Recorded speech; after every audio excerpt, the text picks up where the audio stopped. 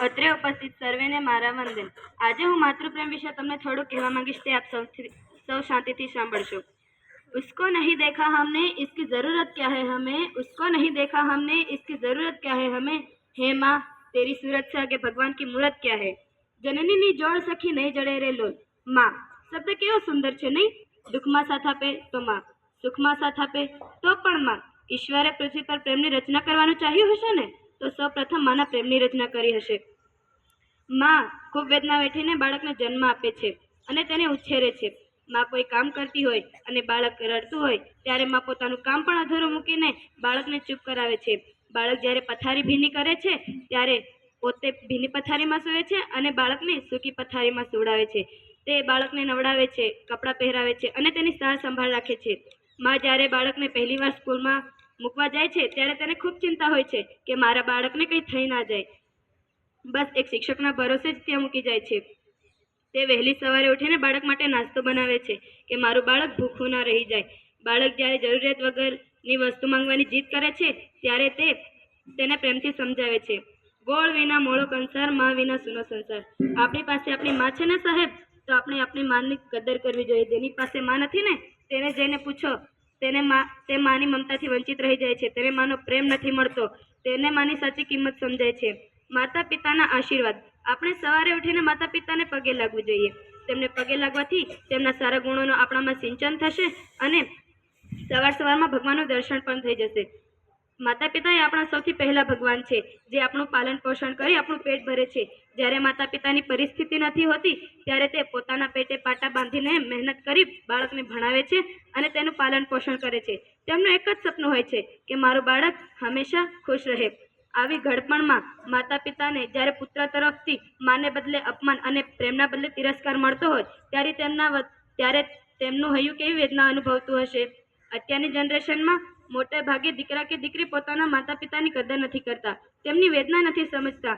Marriage કર્યા પછી તેમને વૃદ્ધાશ્રમમાં મૂકી આવે છે, જેમને આખી જિંદગી મહેનત કરીને તેને મોટો કર્યો હોય અને તે જ બીજા દિવસે ઉઠીને તેમને વૃદ્ધાશ્રમમાં મૂકી આવે છે। ખરેખર એમની વેદના સમજનારું બીજું કોણ હશે। ખરેખર તેમને આવું ન કરવું જોઈએ। તેમને છેલ્લે અંત સુધી ડગલે અને પગલે તેમને સેવા કરવી જોઈએ। માતા પિતા દીકરા કે દીકરીને હોસ્ટેલમાં મૂકે છે। માં જ્યારે કોઈ કામ કરતી હોય અને એને આપણી કોઈ વસ્તુ દેખાઈ જાય તો તેમને તરત યાદ આવે છે કે મારો દીકરો કે દીકરી શું કરતા હશે, તેમને બરાબર ખાધું હશે, તેમની તબિયત કેવી હશે। તેમને પલે પલે આપણી યાદ સતાવે છે। આપણે એવું કોઈ પણ કાર્ય ન કરવું જોઈએ કે જેનાથી માતા પિતાની નજર નીચી કરવી પડે। જ્યારે બાળક માંદું થાય છે ત્યારે માં આખી રાત ઉજાગરા વેઠીને તેની સેવા ચાકરી કરે છે।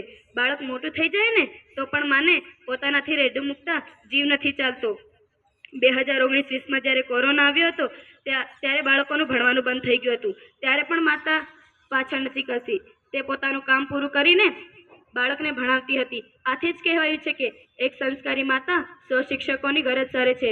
વનરાજને ગુણસુંદરીએ, શિવાજીને જીજાબાઈએ અને ગાંધીજીને પુતળીબાઈએ યોગ્ય સંસ્કાર આપી તેમનું જીવન ઉન્નત બનાવ્યું હતું। માનું એક સંતાન હોય કે 8, પરંતુ માનો પ્રેમ બધા માટે સરખો જ રહે છે।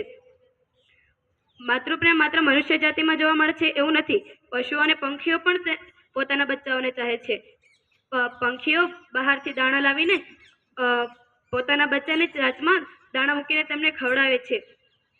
આપણે માના ઋણની કદી પણ ભરપાઈ કરી શકીએ તેમ નથી। આથી જ કવિ મલબારીએ ગાયું છે કે અર્પી દઉં 100 જન્મ એવડું માતું જ લહેણું। ખરેખર જનની અને જન્મભૂમિ સ્વર્ગથી પણ મહાન છે।